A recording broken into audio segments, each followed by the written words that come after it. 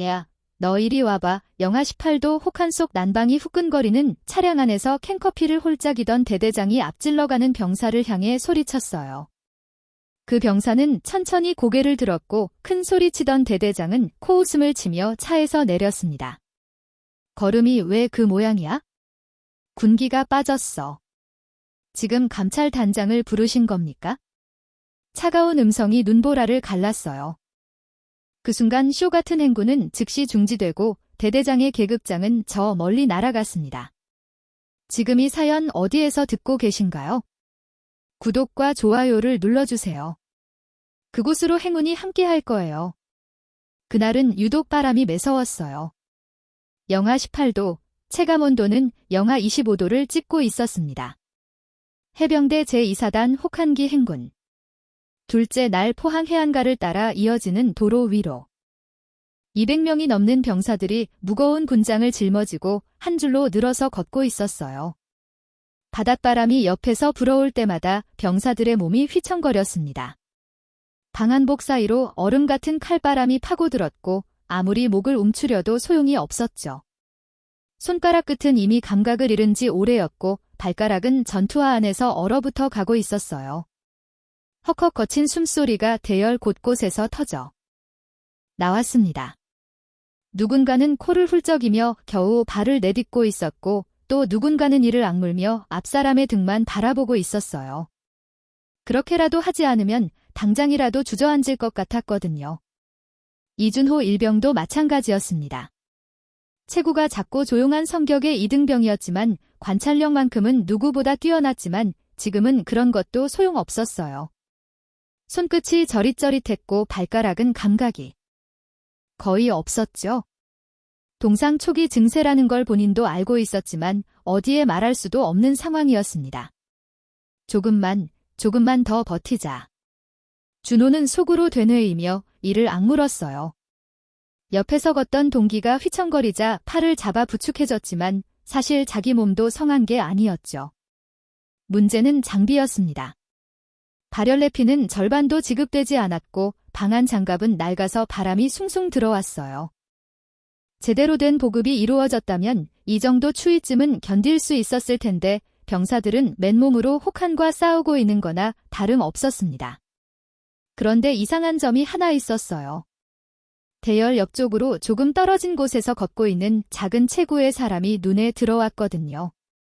방한복을 입고 있어서 얼핏 보면 병사 같기도 했는데 뭔가 분위기가 달랐습니다. 걸음걸이가 너무 안정적이었어요. 다들 비틀거리는 와중에 저 사람만 흔들림 없이 걷고 있었죠. 저 사람 누구지? 준호가 고개를 갸웃거릴 때 뒤쪽에서 다른 병사들도 수군거리기 시작했어요. 야, 저거 봐, 저 사람 누구야? 몰라. 사단에서 온 참관인가? 근데 걸음이 장난 아닌데 우리보다 더 잘 걷잖아. 속삭임들이 바람에 흩어졌지만 정작 그 사람은 아무 말 없이 묵묵히 앞만 보며 걷고 있었습니다. 마치 이 정도 추위는 아무것도 아니라는 듯이 한편 행군 대열 맨 뒤에서는 검은색 지휘 차량 한 대가 천천히 따라오고 있었어요. 히터가 빵빵하게 돌아가는 따뜻한 차량 안, 조연수 대대장이 뒷좌석에 널브러져 앉아 캔커피를 홀짝이고 있었습니다. 아이고, 저것들 걸음걸이 좀 봐라. 연수는 창밖으로 비틀거리는 병사들을 흘끗 보며 혀를 찼어요. 한심하다는 표정이 얼굴에 가득했죠. 대대장님, 체감 온도가 영하 25도입니다. 병사들 상태가 많이 안 좋아서 일정을 조금 옆자리의 부관이 조심스럽게 말을 꺼냈지만 연수는 손을 저으며 잘라버렸어요. 됐어. 곧 사단장님 오시는 거 알지? 오늘 안에 코스 끝내야 해. 저놈들 정실력이 이래가지고 해병대라고 할 수 있어? 사단장 방문. 그게 문제였습니다. 원래 나흘에 걸쳐 진행될 행군 일정을 연수는 사흘 만에 끝내라고 지시했어요. 사단장 앞에서 멋진 완주 장면을 보여줘야 한다며 병사들을 몰아붙였죠.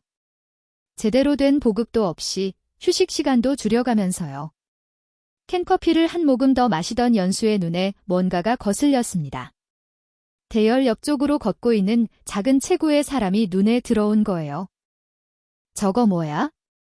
연수가 눈을 가늘게 떴습니다. 멀리서 보니까 병사 같기도 하고 방한복에 파묻혀서 남자인지 여자인지도 잘 안 보였어요. 근데 걸음걸이가 묘하게 거슬렸습니다. 남들 다 휘청대는데 혼자 뻣뻣하게 잘 걷고 있으니까요. 얘야, 저거 뭐야? 혼자 유유히 걷고 있어? 줄도 안 맞추고. 연수의 목소리에 짜증이 섞여 들어갔어요. 남들 다 힘들어 죽겠는데 저렇게 편해 보이는 게 괜히 눈에 가시처럼 느껴졌거든요. 운전병, 차 세워. 차가 멈추자 연수는 문을 벌컥 열고 밖으로 나왔습니다. 칼바람이 확 밀려들었지만 금방 다시 탈 생각이었기에 외투도 제대로 여미지 않았어요. 얘야, 너 거기. 이리 와봐. 고함이 눈보라를 뚫고 울려 퍼졌습니다. 행군하던 병사들의 발걸음이 일제히 멈췄어요. 모두가 숨을 죽이며 대대장을 바라봤죠. 그 작은 체구의 사람이 천천히 고개를 돌렸습니다. 방한 마스크와 고글 때문에 얼굴은 보이지 않았지만 고개를 돌리는 동작이 급하지도 느리지도 않았어요. 묘하게 여유로웠습니다. 빨리 안 와. 연수가 다시 소리쳤어요. 그제야 그 사람이 천천히 걸어왔습니다.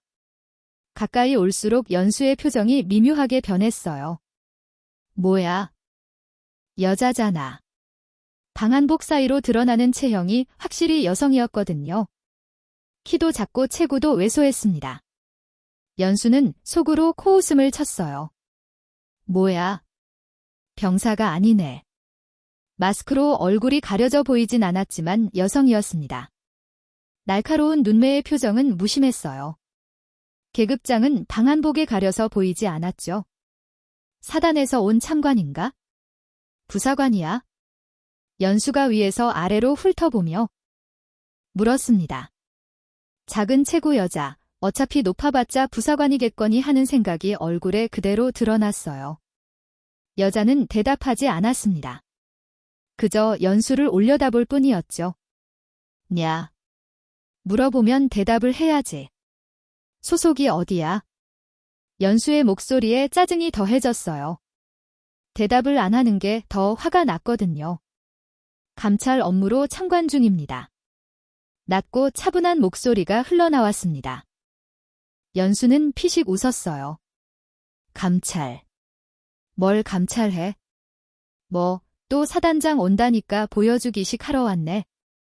여자는 여전히 표정 변화가 없었습니다. 그 무심한 태도가 연수의 심기를 더 건드렸어요. 참관 업무면 오버하지 마시고 차에나 타세요. 현장을 직접 경험해봐야 알 수 있는 것들이 있습니다. 담담한 대답이었습니다. 연수는 어이없다는 듯 웃음을 터뜨렸어요.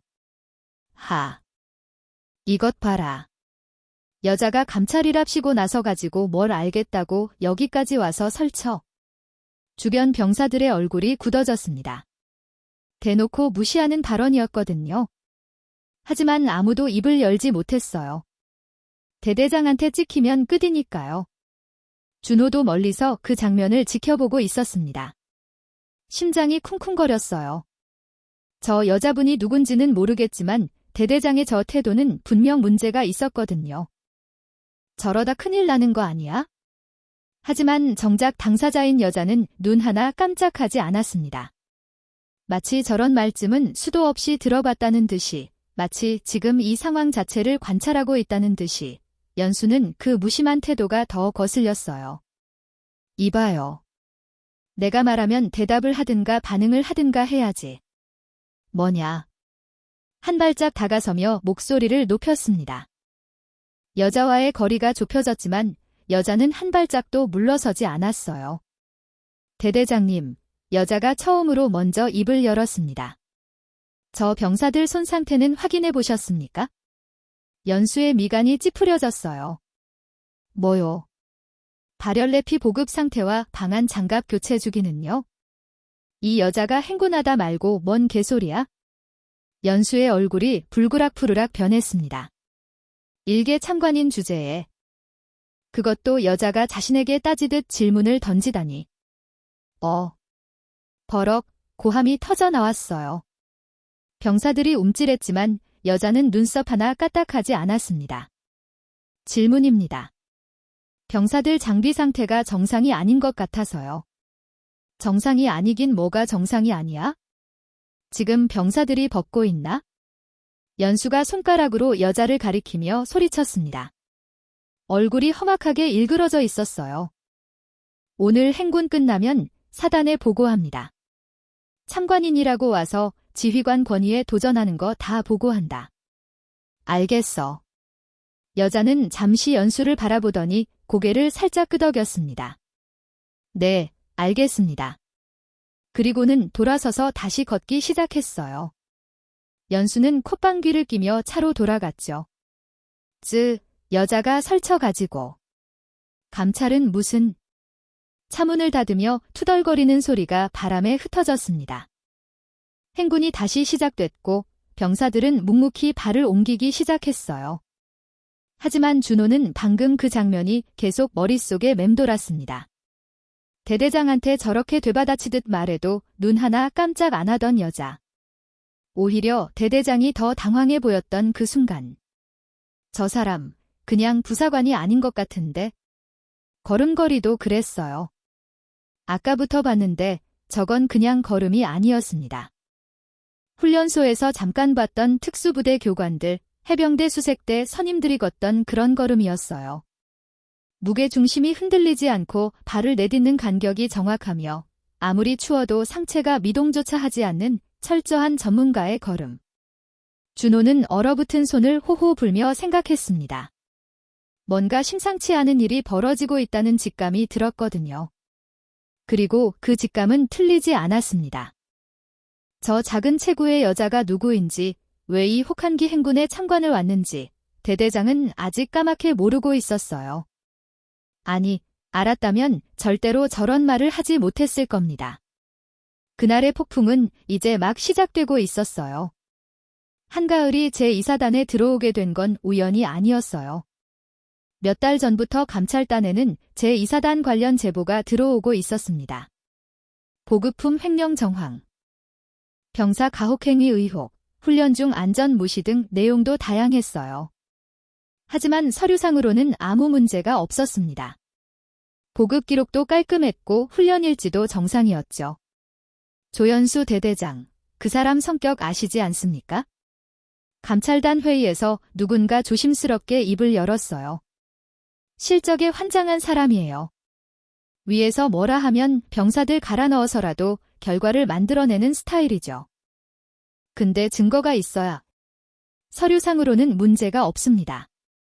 다른 장교가 말을 받았어요. 그 사람 서류 정리는 기가 막히게 해요. 증거가 안 잡힙니다. 제보만 가지고는 어렵습니다. 현장을 봐야 하지 않겠습니까? 문지환 중령이 물었지만 선뜻 나서는 사람이 없었습니다. 현장 감찰이라는 게 말이 쉽지. 직접 부대에 들어가서 며칠을 보내야 하는 일이었거든요. 저는 다음 주 일정이 있어서 저도 진행 중인 건 마무리가 안 됐습니다. 서류 조사로도 충분하지 않을까요? 하나 둘씩 핑계가 나왔어요. 가을은 서류를 넘기며 조용히 듣고 있었습니다. 한동안 침묵이 흐른 뒤 그녀가 고개를 들었어요. 서류에는 다 정상으로 적혀 있겠죠? 낮지만 또렷한 목소리였습니다. 뒤져서 눈에 보이는 거였으면 벌써 잡혔을 겁니다. 제가 직접 움직이겠습니다. 회의실이 술렁였어요. 감찰단장이 직접 현장에 나간다고요? 단장님, 그건 참관 형식으로 들어가면 됩니다. 계급은 가리고 사단에서 내려온 감찰 인원 정도로만 알려주세요. 가을은 서류를 덮으며 자리에서 일어났습니다. 문중명, 대기하세요. 제가 신호 보내면 바로 움직일 수 있게? 알겠습니다. 그렇게 해서 한가을은 제2사단에 참관. 인원으로 들어가게 됐어요. 그리고 마침 그 시기가 혹한기 행군이 예정된 때였습니다. 행군 첫째 날부터 가을의 눈에는 이상한 것들이 들어오기 시작했어요. 가장 먼저 눈에 띈 건 병사들의 장비 상태였습니다. 방한복 안에 입어야 할 발열레피가 절반 이상의 병사들에게 지급되지 않았더라고요. 얇은 내복 위에 바로 전투복을 입고 있는 병사들이 너무 많았어요. 보급 기록에는 발열레피 300벌 지급 완료로 돼 있었는데 서류상으로는 분명히 지급된 물품들이 병사들 몸에는 없었습니다. 어디로 갔을까요? 창고에 그대로 쌓여 있거나 아니면 어딘가로 빠져나갔거나 방한 장갑도 마찬가지였어요. 새 장갑이 아니라 달코해진 구형 장갑을 끼고 있는 병사들이 대부분이었습니다. 둘째 날, 더 기가 막힌 광경을 목격했어요. 점심 휴식 시간에 지휘부 텐트 근처를 지나가는데 행정보급관이 박스에서 새 장갑과 발열레피를 꺼내 일부 병사들에게만 나눠주고 있었거든요. 사단장님 오시면 사진 찍을 때 앞줄에 설 애들이야. 너네만 이거 입어? 나머지는요? 나머지는 그냥 있는 거 입어? 사진에 안 나오잖아. 가을의 눈이 차갑게 가라앉았습니다. 사진 찍을 때만 번듯하게 보이면 된다는 거였어요. 나머지 병사들이 얼어 죽든 말든 상관없다는 소리였죠. 위에 보여주기 위한 훈련, 실적을 위한 훈련. 병사들의 안전은 뒷전인 전형적인 쇼 훈련이었습니다. 가을은 묵묵히 지켜보며 머릿속에 하나하나 기록했어요. 아직은 때가 아니었거든요. 행군이 다시 시작되고 얼마 지나지 않았을 때였어요. 앞쪽에서 한 병사가 비틀거리는 게 보였습니다. 체구가 작은 젊은 병사였어요. 걸음이 점점 흐트러지더니 무릎이 꺾이려는 순간 가을이 재빠르게 다가가 팔을 잡아 부축했습니다. 괜찮아요. 낮은 목소리로 물었어요. 병사가 고개를 들었습니다. 이준호 일병이었어요. 얼굴이 새하얗게 질려 있었고 입술이 파랗게 변해 있었습니다. 아, 네, 괜찮습니다. 준호가 힘겹게 대답했지만 괜찮아 보이지 않았어요. 가을은 준호의 손을 슬쩍 확인했습니다. 손가락이 제대로 움직이지 않고 있었거든요. 손 감각 있어요. 조금 없는 것 같기도 하고 동상 초기 증세였습니다. 이대로 두면 손가락을 잃을 수도 있었어요. 잠깐 쉬어야 할 것 같은데? 가을이 말했지만 준호는 고개를 저었습니다. 안 됩니다. 대대장님이 어떻게 해서든 완주하라고. 쉬면 전체 기합이에요. 가을의 눈빛이 싸늘하게 변했습니다. 병사가 쓰러지기 직전인데 쉴 수가 없다고요?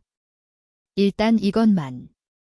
가을은 자신의 방한복 안주머니에서 핫팩 2개를 꺼내 준호의 손에 쥐어주었습니다. 장갑 안에 넣어요? 준호는 놀란 눈으로 가을을 바라봤어요. 아까 대대장한테 대들듯 말하던 그 여자 참관인이 지금 자기한테 핫팩을 건네고 있었거든요. 감사합니다. 준호가 작게 인사했습니다. 가을은 고개만 살짝 끄덕이고는 다시 앞을 향해 걸었어요. 그때 뒤쪽에서 지휘 차량의 고함이 터져 나왔습니다. 속도 왜 이래? 느려 터졌어. 조연수 대대장이었어요. 차에서 내리지도 않고 창문만 열어서 소리를 질러댔습니다. 내일 사단장님 오시는 거 몰라? 오늘 안에 2차 구간까지 끝내야 해. 속도 올려. 병사들의 얼굴이 일그러졌어요. 이미 한계인데 속도를 더 올리라니요. 하지만 아무도 입을 열지 못했습니다. 연수는 그런 병사들의 상태 따위는 안중에도 없다는 듯 창문을 닫고 다시 따뜻한 차 안으로 들어가 버렸어요. 가을은 그 광경을 묵묵히 지켜봤습니다. 병사들은 손발이 얼어가고 있었고 장비는 부족했고 휴식은 없었어요. 그런데 지휘관이라는 사람은 따뜻한 차 안에서 커피나 마시며 소리만 지르고 있었죠. 윗사람의 실적을 위해 밑에 있는 사람들만 갈려나가는 구조. 가을이 가장 싫어하는 것이었습니다. 조연수. 가을은 속으로 그 이름을 되뇌었어요. 끝까지 간다. 증거는 충분히 쌓이고 있었습니다. 이제 적절한 타이밍만 기다리면 됐어요. 그리고 그 순간은 생각보다 빨리 찾아오게 됩니다. 해가 지기 시작하면서 바람이 더 거세졌어요. 둘째 날 저녁, 병사들은 야영지 설치를 위해 해안가 근처 공터에 모여 있었습니다. 하루 종일 걸었던 피로가 온몸에 쌓여 있었고 손발은 여전히 얼어붙은 상태였어요. 그래도 야영만 설치하면 잠시나마 쉴 수 있다는 생각에 병사들은 마지막 힘을 짜내고 있었죠. 빨리빨리 움직여. 배 터지기 전에 텐트 다 쳐야 해. 간부들의 고함이 여기저기서 터져 나왔습니다. 병사들은 얼어붙은 손으로 텐트 폴대를 조립하고 천을 펼치고 고정줄을 묶었어요. 장갑을 끼고 있어도 손가락이 말을 듣지 않았습니다. 금속 폴대를 잡을 때마다 차가운 기운이 뼛속까지 파고들었죠. 가을은 야영지 한쪽에 서서 그 광경을 지켜보고 있었어요. 병사들의 움직임이 눈에 들어왔습니다. 다들 지쳐 있었어요. 동작이 느리고 실수가 잦았죠. 텐트줄을 잘못 묶는 병사도 있었고 폴대를 거꾸로 끼우는 병사도 있었습니다. 저러다 바람 불면 다 날아가겠네? 가을은 속으로 생각했어요. 하지만 간부들은 속도만 재촉할 뿐 제대로 된 점검을 하지 않았습니다. 한편 지휘 차량은 야영지에서 조금 떨어진 곳에 주차되어 있었어요. 조연수 대대장은 차 안에서 저녁 도시락을 먹고 있었습니다. 따뜻한 국물이 있는 도시락이었어요. 병사들은 차가운 전투 식량을 씹고 있는데 말이죠. 내일 사단장님 오시면 동선 어떻게 잡을 거야? 연수가 부관에게 물었습니다. 일단 완주 지점에서 병사들 도열시켜놓고 사단장님이 도착하시고 격려사 하시고 그 다음에 사진 촬영 들어가는 걸로. 앞줄에 세울 애들은 골랐어? 내 상태 좋은 병사들로 20명 정도? 뽑아놨습니다. 내일 아침에 새 장비 지급하면 됩니다. 연수가 만족스럽게 고개를 끄덕였어요. 좋아. 사진 찍힐 때 품만 흐트러지면 안 돼. 사단장님 보시기에 깔끔해야 해. 병사들의 안전이나 건강 따위는 머릿속에 없었습니다. 오직 사단장 앞에서 어떻게 보일 것인가, 그것만 생각하고 있었죠. 해가 완전히 지고 어둠이 내려앉았을 때 바람이 갑자기 방향을 바꿨어요. 처음에는 그냥 좀 세게 부나 싶었습니다. 그런데 점점 거세지더니 곧 돌풍으로 변했어요. 해안가 특유의 거친 바람이 야영지를 휩쓸기 시작했습니다. 퍼덕퍼덕 텐트 천이 미친 듯이 펄럭거렸어요. 제대로 고정되지 않은 줄들이 하나 둘씩 풀리기 시작했습니다. 어허. 텐트가. 비명 같은 외침이 터져 나왔어요. 맨 끝에 있던 텐트 하나가 바람에 뽑히듯 날아올랐습니다. 폴대가 휘어지고 천이 공중에서 펄럭거리며 어둠 속으로 사라졌어요. 그게 시작이었습니다. 옆에 있던 텐트도 흔들리기 시작했고 장비를 실어둔 수레가 넘어졌어요. 병사들이 우왕좌왕하며 텐트를 잡으려 했지만 바람이 너무 셌습니다. 잡는 족족 손에서 빠져나갔죠. 줄 잡아. 줄 안 돼. 나 좀 도와줘. 고함과 비명이 뒤섞였어요. 어둠 속에서 헤드랜턴 불빛만 이리저리 흔들리고 있었습니다. 그 혼란 속에서 병사 2명이 쓰러졌어요. 한 명은 날아온 폴대에 맞았고 다른 한 명은 갑자기 다리에 힘이 풀리며 그 자리에 주저앉았습니다. 여기요. 여기 좀 도와주세요. 간절한 외침이 터져 나왔지만 간부들도 어쩔 줄 몰라 했습니다. 바람은 점점 거세졌고 상황은 순식간에 아수라장이 됐어요. 지휘 차량 안에서 그 광경을 본 연수의 얼굴이 굳어졌습니다. 뭐 하는 거야? 빨리 정리해. 창문을 열고 고함을 질렀지만 바람소리에 묻혀 잘 들리지도 않았어요. 그렇다고 직접 나가기는 싫었습니다. 춥고 위험해 보였거든요. 부관. 가서 상황 파악해. 부관이 차에서 내려 뛰어갔지만 현장에 도착해도 어쩔 줄 몰랐습니다. 간부들도 마찬가지였어요. 고함만 지를 뿐 제대로 된 지시를 내리는 사람이 아무도 없었죠. 그때였어요. 어둠 속에서 작은 체구 하나가 움직였습니다. 가을이었어요.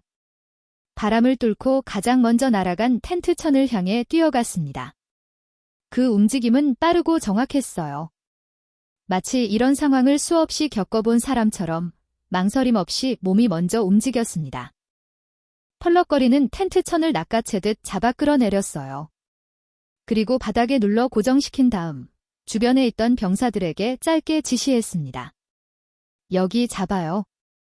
절대 놓지 말고. 그 목소리에는 명령과도 같은 무게가 실려 있었어요. 병사들이 반사적으로 그 지시를 따랐습니다. 이쪽 줄부터 다시 묶어요. 말뚝 깊이 박고. 가을이 다른 병사에게 지시했어요. 손이 바쁘게 움직였습니다.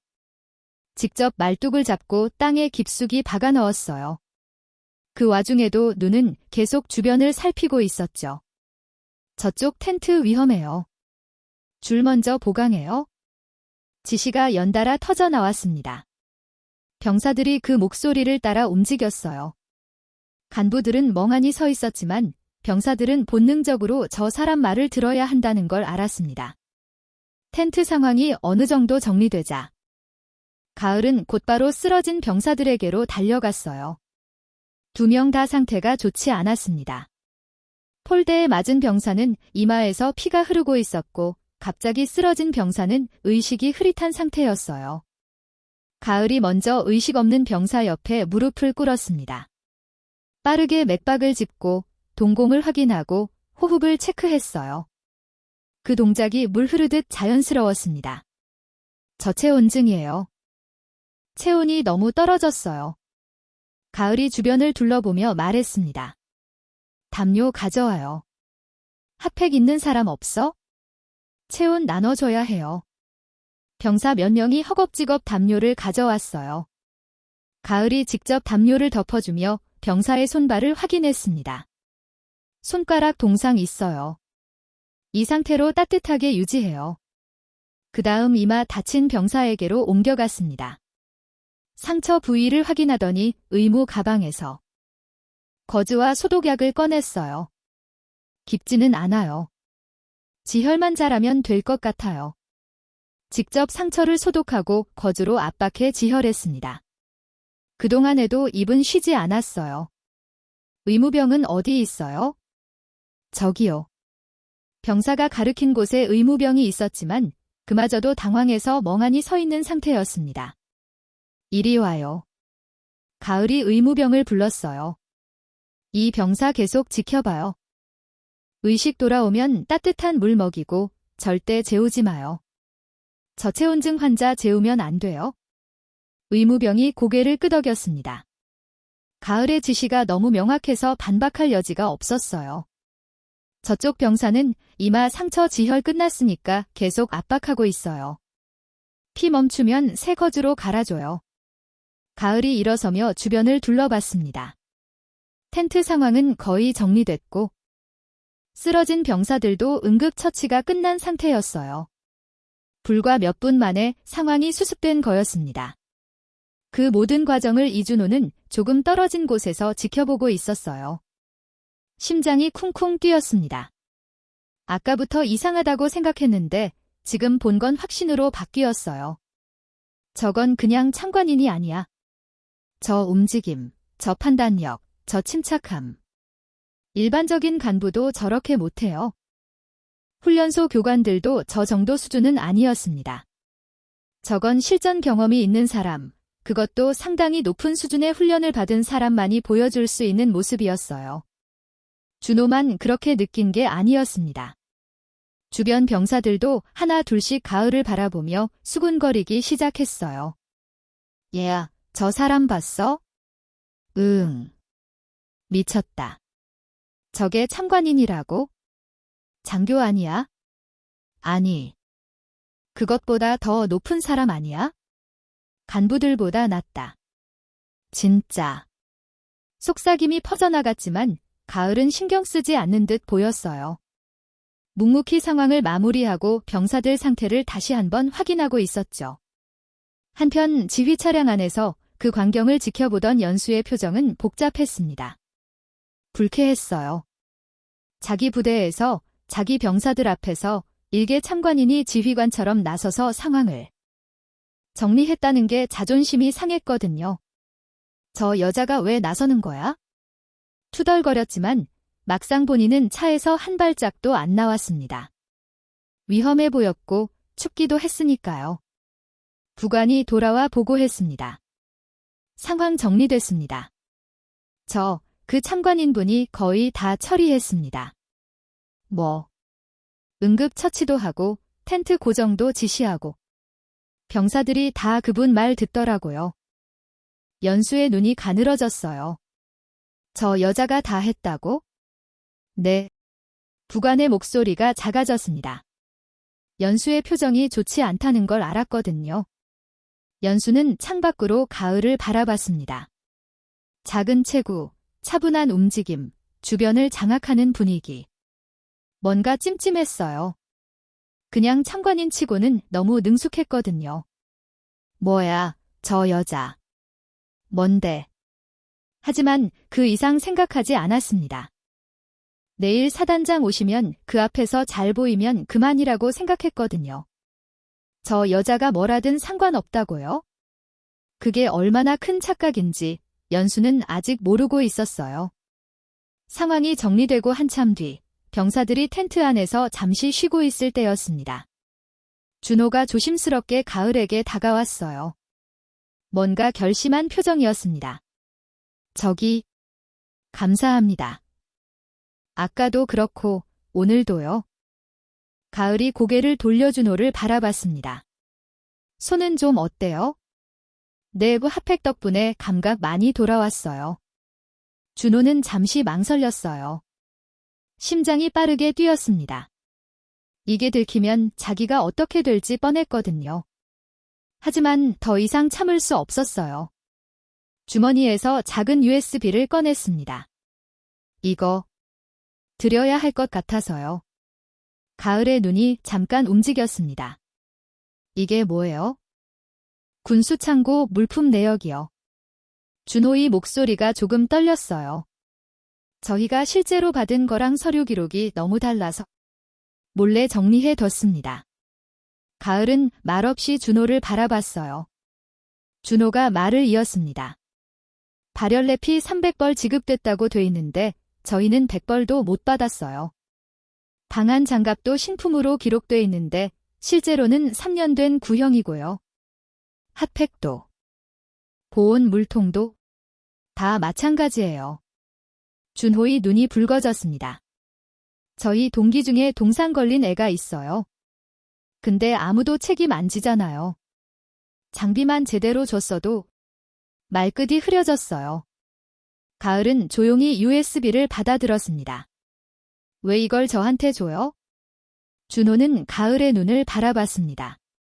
아까 보니까 그냥 참관인은 아닌 것 같아서요. 가을의 입가에 아주 희미한 미소가 스쳤습니다. 짧은 순간이었지만 준호는 그걸 놓치지 않았어요. 누구신지는 모르겠지만 뭔가 바꿀 수 있는 분 같아서요. 가을은 USB를 품 안에 넣으며 고개를 끄덕였습니다. 용기 내줘서 고마워요. 짧지만 단단한 말이었어요. 분명히 달라질 거예요. 약속할게요. 준호는 고개를 숙여 인사했습니다. 가슴이 벅차 올랐어요. 누군가 자기 말을 들어줬다는 것. 뭔가가 바뀔 수도 있다는 희망. 군 생활하면서 처음 느껴보는 감정이었습니다. 그날 밤, 가을은 텐트 안에서 USB를 확인했어요. 파일을 열어보니 준호가 정리한 자료가 빼곡했습니다. 보급 물자 수령 기록, 실제 지급 내역, 창고 재고 현황까지 꼼꼼하게 날짜별로 정리되어 있었어요. 이 정도면 충분해. 서류 조작, 보급품 횡령, 병사 안전 무시, 시우 훈련 준비. 모든 증거가 갖춰졌습니다. 가을은 휴대폰을 꺼내 문지환 중령에게 짧은 메시지를 보냈어요. 내일 오전. 준비해요. 답장이 금방 왔습니다. 알겠습니다. 가을은 휴대폰을 내려놓고 텐트박스 어둠을 바라봤어요. 내일이면 사단장이 온다. 조연수 대대장은 사단장 앞에서 완벽한 쇼를 보여줄 생각에 들떠 있겠지. 하지만 그 쇼의 결말은 그가 상상한 것과 완전히 다르게 흘러갈 거예요.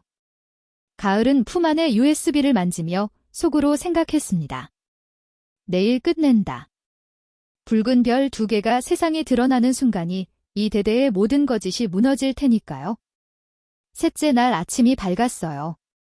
전날 밤 거센 바람은 언제 그랬냐는 듯 잦아들었고 하늘은 맑게 갰습니다. 하지만 공기는 여전히 차가웠어요. 영하 18도. 내쉴 때마다 하얀 입김이 피어올랐죠. 조연수 대대장은 아침부터 분주했습니다. 오늘은 사단장이 오는 날이었거든요. 모든 게 완벽해야 했어요.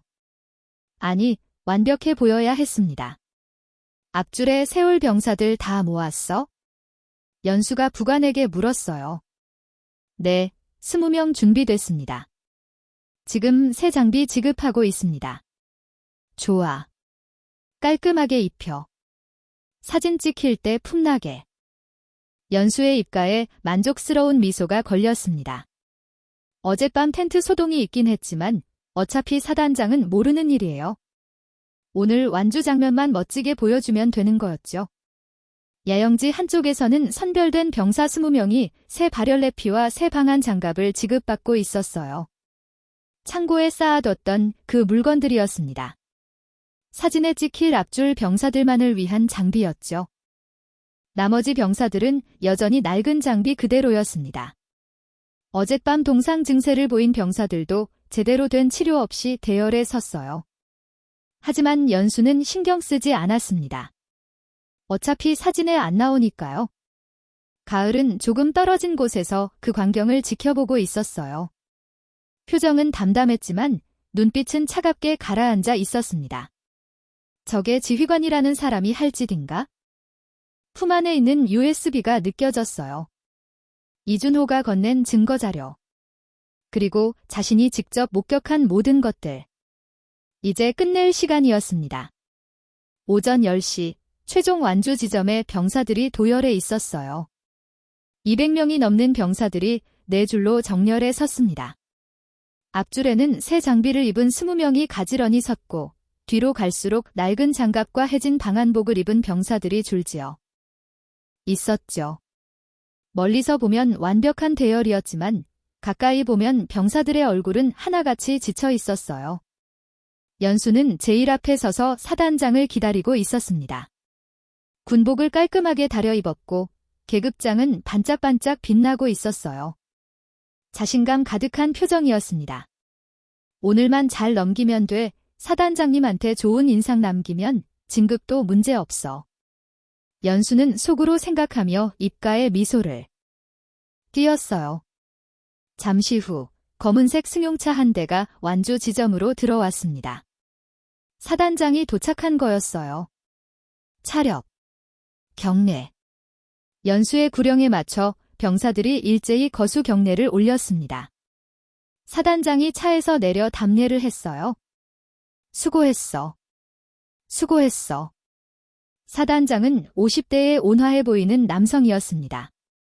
병사들을 훑어보며 만족스러운 표정을 지었어요. 혹한기 훈련 완주. 대단하네. 조대대장, 고생 많았어. 감사합니다. 사단장님. 연수가 허리를 숙여 인사했어요. 목소리에 아부가 잔뜩 묻어났습니다. 저희 병사들이 정말 악조건 속에서도 최선을 다해줬습니다. 해병대 정신이 살아있다는 걸 보여줬죠. 그래, 대단해. 사단장이 고개를 끄덕였습니다. 그리고 앞줄 병사들을 바라보며 말했어요. 장비 상태도 좋아 보이고 병사들 컨디션도 괜찮아 보이네. 잘 관리했어. 연수의 입꼬리가 올라갔습니다. 계획대로였어요. 앞줄만 번듯하게 보이면 되는 거였죠. 그럼 격려사하고 사진 촬영할까? 사단장이 말했어요. 연수가 재빠르게 대답했습니다. 네, 준비 다 돼 있습니다. 카메라맨이 위치를 잡았고 사단장이 병사들 앞에 서려는 순간이었어요. 사단장님. 차가운 목소리가 아침 공기를 갈랐습니다. 모든 사람의 시선이 그쪽으로 쏠렸어요. 대열 옆쪽에 있던 작은 체구의 여자가 앞으로 걸어 나오고 있었습니다. 연수의 눈이 가늘어졌어요. 저 여자, 그 참관인이었습니다. 뭐야? 저 여자가 왜 나서? 짜증이 확 올라왔지만 사단장 앞이라 티를 낼 수 없었어요. 뭐야, 저 사람. 사단장이 고개를 갸웃거렸습니다. 연수가 재빠르게 말했어요. 아, 사단에서 온 참관인입니다. 신경 쓰실 것 없습니다. 저기요. 지금 사진 촬영 중이니까 자리로. 사단장님. 가을이 연수의 말을 무시하고 사단장 앞에 섰습니다.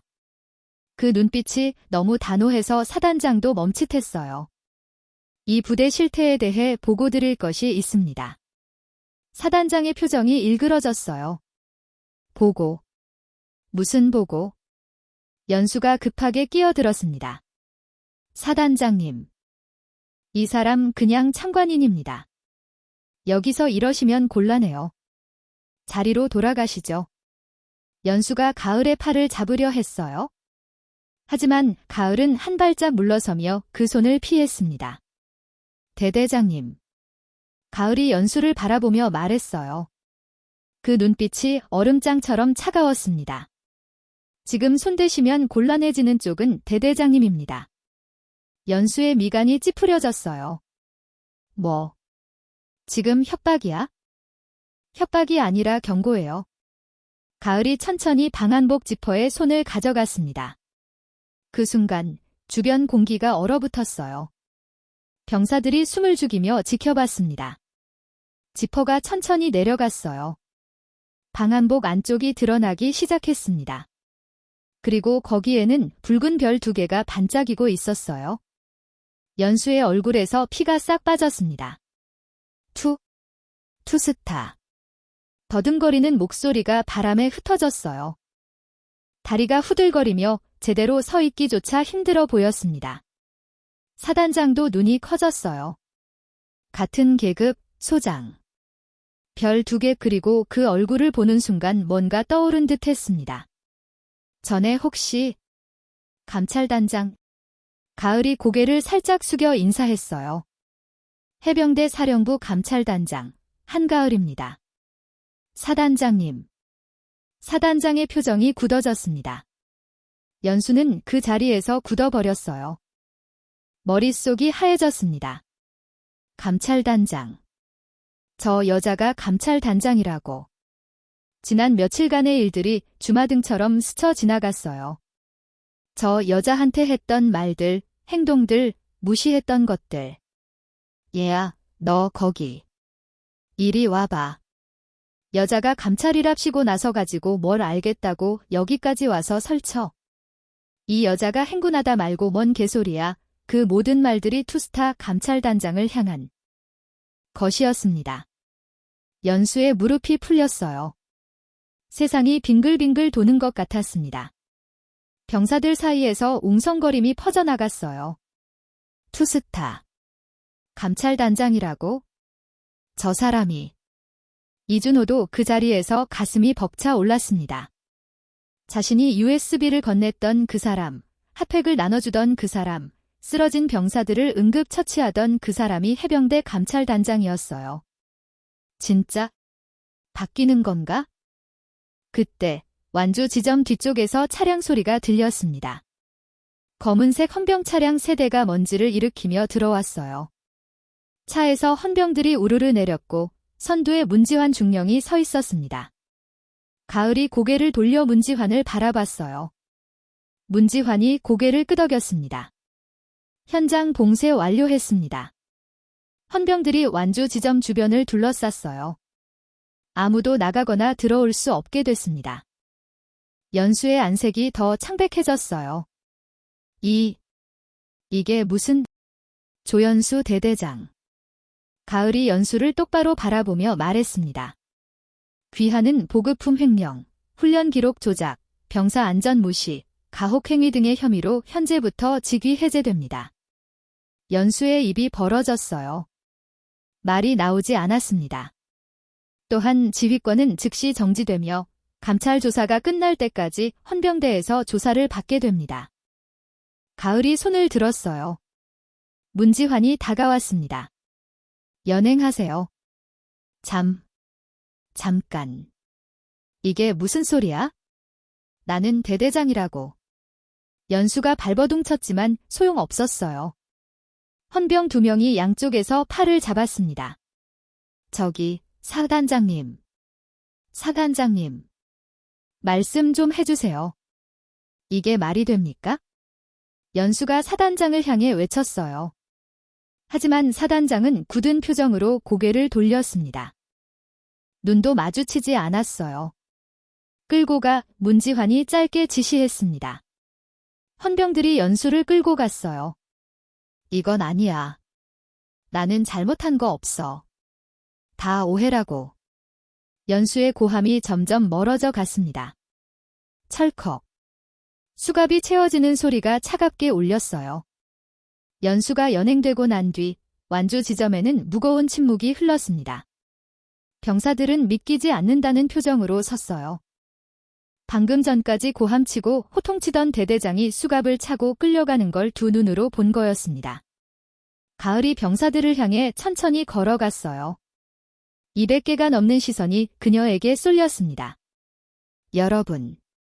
가을의 목소리가 차분하게 퍼져나갔어요. 지난 며칠간 고생 많았습니다. 병사들의 눈빛이 흔들렸어요.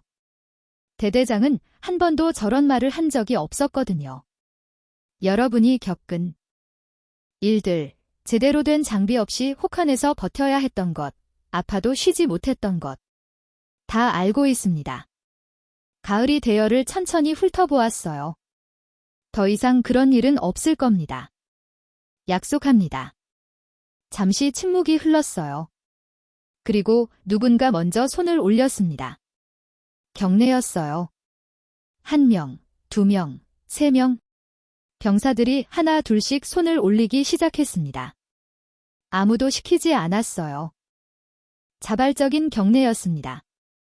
200명이 넘는 병사들이 일제히 경례를 올렸습니다. 말없이, 하지만 그 어떤 말보다 진심이 담긴 경례였어요. 가을이 천천히 답례를 올렸습니다. 이준호도 경례를 올리며 눈시울이 붉어졌어요. 군 생활하면서 처음이었습니다. 누군가 자기들을 봐줬다는 느낌, 뭔가가 바뀔 수 있다는 희망. 처음으로 누군가 우리 편이 됐어. 가을이 경례를 내리며 말했어요. 오늘부터 이 대대는 전면 감찰에 들어갑니다. 불편하더라도 협조해주세요. 여러분의 이야기를 듣겠습니다. 병사들이 고개를 끄덕였어요.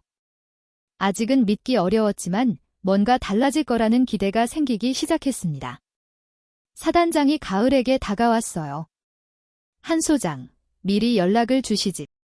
직접 확인하고 싶었습니다. 가을이 담담하게 대답했어요. 서류로는 보이지 않는 것들이 있더라고요. 사단장이 씁쓸하게 웃었습니다. 내 밑에서 이런 일이 벌어지고 있었다니. 면목이 없네. 사단장님, 책임은 나중에 따로 논의하겠습니다. 지금은 병사들 상태 확인이 먼저예요. 가을이 문지환을 불렀어요. 의무 지원 요청했어요. 네, 곧 도착합니다. 동상 증세 보이는 병사들 먼저 후송할 준비하고 있습니다. 좋아요. 그리고 군수 창고 봉쇄하고 물자 전수 조사 들어가세요. 보급 기록이랑 실제 재고 대조해야 합니다. 알겠습니다. 문지환이 헌병들에게 지시를 내렸어요. 분주하게 움직이기 시작했습니다. 가을은 다시 병사들을 바라봤어요. 아직 창백한 얼굴들, 얼어붙은 손과 발, 지쳐있는 눈빛들. 이 아이들 고생시킨 데는 끝까지 받게 해줄게. 가을은 속으로 다짐하며 걸음을 옮겼습니다. 셋째 날 아침, 해병대 제2사단의 모든 거짓이 무너진 순간이었어요. 그리고 이제부터 진짜 정리가 시작될 거였습니다. 조연수 대대장이 연행된 직후 감찰이 본격적으로 시작됐어요. 문지환 중령이 이끄는 헌병들이 대대본부와 군수창고를 동시에 봉쇄했습니다. 아무도 들어가거나 나올 수 없었어요. 서류 한 장. 물건 하나 반출할 수 없게 철저히 막았죠. 창고 문 열어요. 가을이 군수 창고 앞에 서서 말했습니다. 행정보급관의 얼굴이 새하얗게 질려 있었어요. 손이 덜덜 떨려서 열쇠를 제대로 잡지도 못했죠. 빨리요. 가을의 목소리는 차분했지만 그 안에 담긴 압박감은 대단했어요. 행정보급관이 겨우 자물쇠를 열었습니다. 창고 문이 열리는 순간 가을의 눈이 가늘어졌어요. 창고 안쪽에 박스들이 산처럼 쌓여 있었거든요. 먼지가 수북이 쌓인 걸 보니 꽤 오래된 물건들이었습니다. 저게 뭐예요? 가을이 물었어요. 행정보급관은 대답하지 못했습니다. 입술만 파르르 떨고 있었죠. 가을이 직접 창고 안으로 들어갔어요. 가장 가까운 박스를 열었습니다. 발열레피였어요. 새 것 그대로. 비닐 포장도 안 뜯은 채로 빼곡히 들어 있었습니다. 이거 몇 벌이에요? 300벌입니다. 행정보급관의 목소리가 기어 들어갔어요. 가을이 천천히 고개를 돌려 그를 바라봤습니다. 그 눈빛이 얼음장처럼 차가웠어요. 서류에는 지급 완료라고 돼 있던데요. 그게 병사들은 야은 내복 위에 전투복 입고 영하 20도에서 행군했어요. 동상 걸린 병사가 몇 명인지 알아요? 행정보급관이 고개를 떨궜습니다. 아무 말도 못했어요. 가을이 다른 박스들도 확인했습니다. 방한 장갑, 핫팩, 보온 물통, 방한 양마. 전부 새 것 그대로였어요. 서류상으로는 모두 지급 완료된 물품들이었습니다. 이거 다 어디로 갈 예정이었어요? 가을이 물었어요. 행정보급관은 대답하지 못했습니다. 하지만 가을은 이미 알고 있었어요. 이준호가 건넨 USB 자료에 다 나와 있었거든요. 보급품 일부는 외부로 빼돌려졌고 나머지는 창고에 쌓아뒀다가 나중에 처리할 예정이었습니다. 병사들한테 지급할 생각은 애초에 없었던 거죠. 문중령. 가을이 문지환을 불렀어요. 행정보급관 연행하세요. 그리고 이 창고 물품 전수 조사 들어가요? 하나도 빠짐없이. 알겠습니다. 문지환이 헌병들에게 지시했어요. 행정보급관이 끌려나갔습니다. 저는 시킨 대로 한 것뿐이에요. 대대장님이 그러라고. 발버둥 치는 소리가 점점 멀어졌어요. 군수창고 조사가 진행되는 동안 대대본부에서도 서류 조사가 이루어지고 있었습니다. 훈련 기록, 보급 장부, 예산 집행. 하나하나 뒤져보니 조작된 부분이 한두 군데가 아니었어요. 단장님, 이것 좀 보세요. 헌병 한 명이 서류 뭉치를 가져왔습니다. 가을이 받아서 훑어봤어요. 지난 1년간의 보급 기록이었습니다. 지급된 것으로 처리된 물품들, 그리고 실제 재고 현황. 숫자가 전혀 맞지 않았어요. 횡령 금액이 얼마 정도 되는 것 같아요. 아직 정확히는 모르겠지만 억 단위는 될 것 같습니다. 가을의 눈이 차갑게 빛났어요. 관련자 전원 명단 뽑아요. 이 일에 관여한 간부들 다 조사 들어갑니다. 알겠습니다.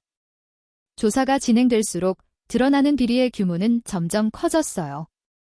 조연수 대대장 혼자 한 일이 아니었습니다. 행정보급관, 군수과장, 일부 중대장들까지 연루되어 있었어요. 조직적으로 움직인 거였죠. 보급품 횡령만이 아니었어요. 훈련 기록 조작, 사고 은폐, 병사 가혹행위. 파면 팔수록 더 많은 게 나왔습니다. 한편 의무지원팀이 도착해서 병사들 상태를 확인하고 있었어요. 동상 증세를 보이는 병사가 12명이나 됐습니다. 그중 3명은 상태가 심각해서 바로 후송됐어요. 손가락 2개는 절단해야 할 수도 있습니다. 군의관의 말에 가을의 표정이 굳어졌어요. 제때 치료받았으면 이 지경까지 안 됐을 텐데. 군의관이 안타깝다는 듯 고개를 저었습니다. 동상 초기에 조치했으면 충분히 살릴 수 있었어요. 왜 이렇게까지 방치한 건지? 가을은 아무 말도 하지 않았어요. 하지만 주먹이 꽉 쥐어져 있었습니다. 조연수, 넌 이 대가를 반드시 치르게 될 거야. 오후가 되자 병사들의 진술도 받기 시작했어요. 처음에는 다들 조심스러워 했습니다. 지금까지 불만을 말했다가 찍힌 경험이 있었으니까요. 하지만 대대장이 수갑차고 끌려가는 걸 직접 봤잖아요. 조금씩 입을 열기 시작했습니다. 훈련 전에 장비 부족하다고 보고했는데 그냥 있는 거 쓰라고 했어요. 아프다고 하면 꾀병 부린다고 기합쳤어요. 동기가 발가락 감각 없다고 했는데 의무대 보내주지도 않았어요. 이야기들이 쏟아져 나왔어요. 그동안 꾹꾹 눌러왔던 것들이 터져나오는 것 같았습니다. 이준호도 진술을 했어요. USB를 건넸던 일, 그동안 목격했던 일들, 동기들이 겪었던 일들. 떨리는 목소리였지만 끝까지 말했습니다. 진술을 마치고 나오는데 가을이 기다리고 있었어요. 수고했어요. 가을이 말했습니다. 용기 내줘서 고마워요. 김일병이 건넨 자료가 결정적이었어요. 준호는 고개를 숙였어요. 눈시울이 붉어졌습니다. 감사합니다. 진짜로 뭔가 바뀔 수 있다는 게 아직도 믿기지 않아요. 바뀔 거예요. 아니, 바꿀 거예요. 가을이 단호하게 말했습니다. 다시는 이런 일 없게? 약속해요. 준호는 거 경례를 올렸어요. 가을이 답례를 했습니다. 해가 질 무렵 감찰 1차 조사가 어느 정도 마무리됐어요. 연행된 인원만 5명, 조연수 대대장, 행정보급관, 군수과장, 그리고 관련 간부 2명이었습니다. 추가 조사에서 더 늘어날 가능성도 있었어요. 가을은 대대 본부 앞에 서서 저녁 노을을 바라봤습니다. 붉은 하늘이 해안가를 물들이고 있었어요. 문지환이 다가왔습니다. 단장님, 오늘 고생 많으셨습니다. 아직 끝난 거 아니에요? 가을이 고개를 저었어요. 시작일 뿐이에요. 이 부대 정상화되려면 시간이 걸릴 거예요. 그래도 오늘 큰 거 하셨습니다. 병사들 표정이 달라졌어요. 가을이 고개를 돌려 막사 쪽을 바라봤어요. 병사들이 3-3-5 모여서 이야기를 나누고 있었습니다. 얼굴에서 긴장이 조금 풀린 것 같았어요. 저 아이들이 제대로 된 대우받으면서 복무할 수 있게. 그게 제일이에요. 가을이 조용히 말했습니다. 오늘은 여기까지 하고 내일부터 본격적으로 정상화 작업. 들어가요. 알겠습니다. 문지환이 고개를 숙였어요. 가을은 다시 노을을 바라봤습니다. 길고 긴 하루였어요.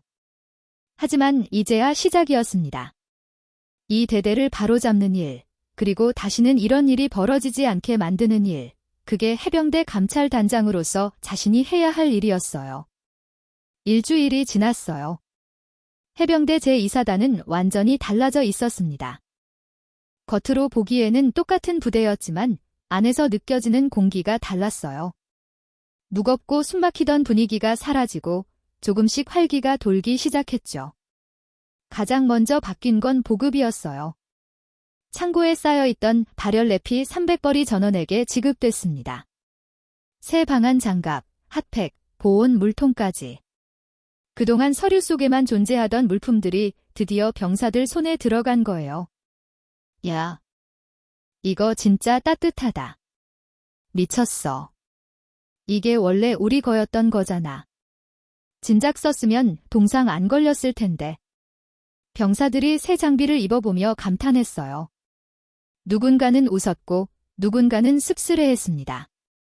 이게 원래 당연히 받았어야 할 것들이었으니까요. 막사 난방도 정상화됐어요. 그동안 연료 아낀다며 최소한만 틀어뒀던 난방이 제대로 가동되기 시작했습니다. 밤에 이불 속에서 덜덜 떨지 않아도 됐어요. 식단도 바뀌었습니다. 부실하기로 유명했던 식사가 눈에 띄게 나아졌어요. 국물이 따뜻해졌고 반찬 가지수도 늘었습니다. 병사들이 식당에서 웃는 모습이 보이기 시작했죠. 밥이 이렇게 맛있었나? 원래 이 정도는 나와야 하는 거래. 그동안 어디로 샜던 거지? 다 저 인간들 배 채우는데 갔겠지 뭐. 투덜거리면서도 병사들의 표정은 밝았어요. 작은 변화들이 쌓이면서 부대 분위기가 조금씩 살아나고 있었습니다. 이준호 일병은 의무대에서 치료를 받고 있었어요. 동상 증세가 있던 손가락은 다행히 절단까지 가지 않았습니다. 제때 치료를 시작한 덕분이었어요. 가을이 건넨 핫팩. 그리고 그날 밤 응급처치가 결정적이었다고 군의관이 말했죠. 조금만 늦었으면 위험했어요. 운이 좋았어. 군의관의 말에 준호는 고개를 끄덕였습니다. 운이 좋았던 게 아니라는 걸 알고 있었어요. 누군가 봐줬기 때문에 여기까지 온 거였죠. 치료를 받으면서 준호는 그동안의 일들을 곱씹었어요. 혹한기 행군, 대대장의 막말, 그리고 갑자기 나타난 작은 체구의 여자. 그때는 누군지 몰랐지만 뭔가 다르다는 건 느꼈었죠. 저 사람이 아니었으면 어떻게 됐을까? 생각만 해도 아찔했어요. 아마 동기 몇 명은 손가락을 잃었을 거고 대대장은 여전히 호통을 치고 있었겠죠. 아무것도 바뀌지 않았을 거예요. 하지만 바뀌었습니다. 진짜로 바뀌었어요. 준호는 창밖을 바라봤어요. 훈련장에서 동기들이 움직이는 게 보였습니다. 예전과 다르게 표정들이 밝아 보였어요. 버틸 만하겠다. 준호는 조용히 미소 지었습니다. 남은 군 생활, 이제는 버틸 수 있을 것 같았어요. 감찰 조사는 일주일 만에 1차 마무리됐어요. 최종 연행된 인원은 7명이었습니다. 조연수 대대장을 비롯해 행정보급관, 군수과장, 중대장 2명, 그리고 관련 부사관 2명 모두 보급품 횡령, 훈련 기록 조작, 병사 안전 무시 등의 혐의였어요. 횡령 금액은 총 2억 3천만 원으로 집계됐습니다. 지난 2년간 조직적으로 빼돌린 금액이었어요. 그 돈은 병사들의 장비가 되어야 했고 병사들의 안전이 되어야 했습니다. 하지만 몇몇 간부들의 주머니로 들어갔죠. 조연수 대대장은 군사법원에 넘겨졌어요. 보급품 횡령, 직권 남용, 가혹행위, 허위 공문서 작성, 죄목이 줄줄이 붙었습니다. 징역은커녕 군 교도소에서 몇 년을 보내게 될 거라는 얘기가 돌았어요. 사단장도 무사하지 못했습니다. 관리 감독 소홀 책임을 물어보직 개임됐어요. 직접 비리에 가담하지는 않았지만 자기 밑에서 벌어지는 일을 몰랐다는 건 변명이 되지 않았죠. 새 대대장이 부임했습니다. 예전과 달리 병사들 앞에서 함부로 소리 지르지 않았어요. 훈련 전에 장비 상태를 직접 확인했고 아픈 병사는 바로 의무대로 보냈습니다. 당연한 것들이 당연하게 이루어지기 시작한 거예요. 가을이 제2사단을 떠나는 날이었어요. 일주일간의 감찰과 정상화 작업을 마치고 이제 사령부로 돌아가야 했습니다. 남은 후속 조치는 새로 부임한 지휘관과 감찰팀이 맡기로 했어요. 아침 일찍 가을이 막사 앞에 섰을 때 예상치 못한 광경이 펼쳐졌습니다. 병사들이 줄지어서 있었어요. 200명이 넘는 병사들이 양쪽으로 도열해 있었습니다. 아무도 시키지 않았어요. 자발적으로 모인 거였죠. 가을이 걸음을 멈췄어요. 잠시 그 광경을 바라봤습니다. 단장님. 맨 앞에 있던 이준호가 한 발짝 앞으로 나왔어요. 손에는 작은 봉투 하나가 들려 있었습니다.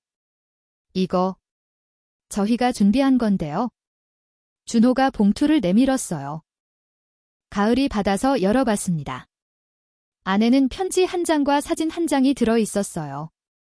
편지에는 병사들의 서명이 빼곡히 적혀 있었습니다. 짧은 감사의 말들이 이어져 있었죠. 처음으로 우리를 봐주셔서 감사합니다. 덕분에 버틸 수 있을 것 같습니다. 잊지 않겠습니다. 사진은 병사들이 웃고 있는 단체 사진이었어요. 며칠 전에 찍은 것 같았습니다. 새 장비를 입고 따뜻한 막사에서 환하게 웃고 있는 얼굴들. 가을의 눈가가 살짝 붉어졌어요. 아주 잠깐이었지만 준호는 그걸 놓치지 않았습니다. 감사합니다. 가을이 낮은 목소리로 말했어요. 잘 받을게요. 그리고 병사들을 바라보며 입을 열었습니다.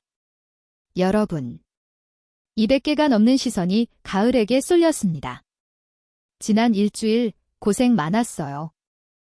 그리고 그전에도 여기서 버텨온 모든 시간들 다 알고 있어요. 병사들이 조용히 듣고 있었습니다.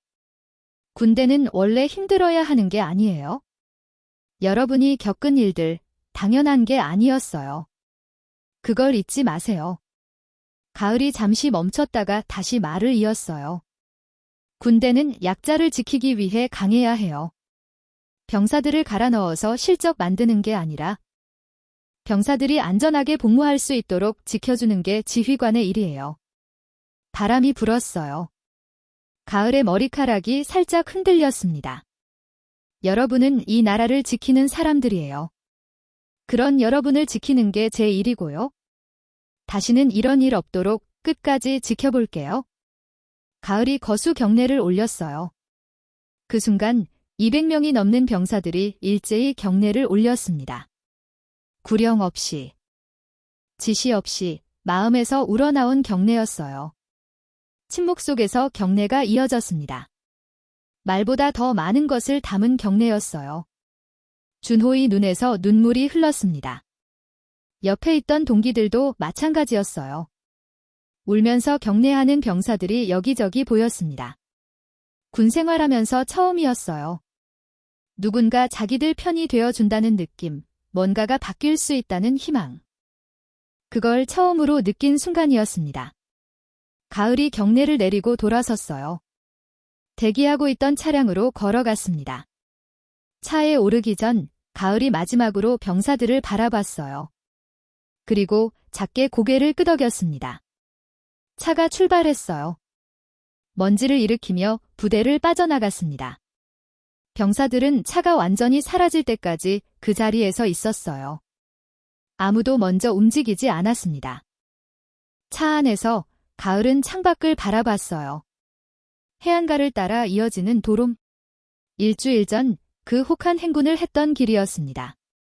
그때는 병사들이 얼어가며 걷고 있었죠. 지금은 텅 비어 있었지만 그 기억은 선명했어요. 품 안에 있는 봉투가 느껴졌습니다. 병사들이 건넨 편지와 사진. 처음으로 우리를 봐주셔서 감사합니다. 가을은 조용히 미소 지었어요. 나도 고마워요. 끝까지 버텨줘서. 창밖으로 아침 햇살이 쏟아지고 있었습니다. 따뜻한 빛이 해안가를 비추고 있었어요. 폭풍은 끝났습니다. 그리고 이 대대에도 드디어 봄이 오고 있었어요. 몇 달 후, 이준호 일병은 상병이 되어 있었습니다. 후임들에게 가끔 그때 이야기를 해줬어요. 혹한기 행군, 대대장의 비리, 그리고 갑자기 나타난 투스타 감찰단장. 후임들은 반은 믿고 반은 안 믿는 표정으로 들었죠. 진짜예요. 투스타가 직접 왔어. 진짜야. 내가 직접 봤어. 준호가 웃으며 대답했어요. 그때 그분이 그랬어. 군대는 약자를 지키기 위해 강해야 한다고. 후임이 고개를 갸웃거렸어요. 그게 무슨 뜻이에요? 준호는 잠시 생각하다가 대답했습니다. 밑에 있는 사람들 갈아 넣어서 실적 만드는 게 군대가 아니라는 거지? 군대가 강한 이유는 약한 사람들을 지키기 위해서라는 거야? 후임이 고개를 끄덕였어요. 완전히 이해한 건지는 모르겠지만 뭔가 느낀 것 같았습니다. 준호는 창밖을 바라봤어요. 훈련장에서 병사들이 움직이고 있었습니다. 예전과 달리 장비도 제대로 갖추고 표정도 밝았어요. 달라졌어. 진짜로. 준호는 조용히 미소 지었습니다. 그리고 마음속으로 다짐했어요. 나중에 자기가 간부가 되면 그때 그분처럼 되겠다고. 밑에 있는 사람들을 지키는 사람이 되겠다고. 그게 그날 배운 것이었으니까요. 군대는 약자를 지키기 위해 강해야 한다. 그 말은 평생 잊지 않을 거예요.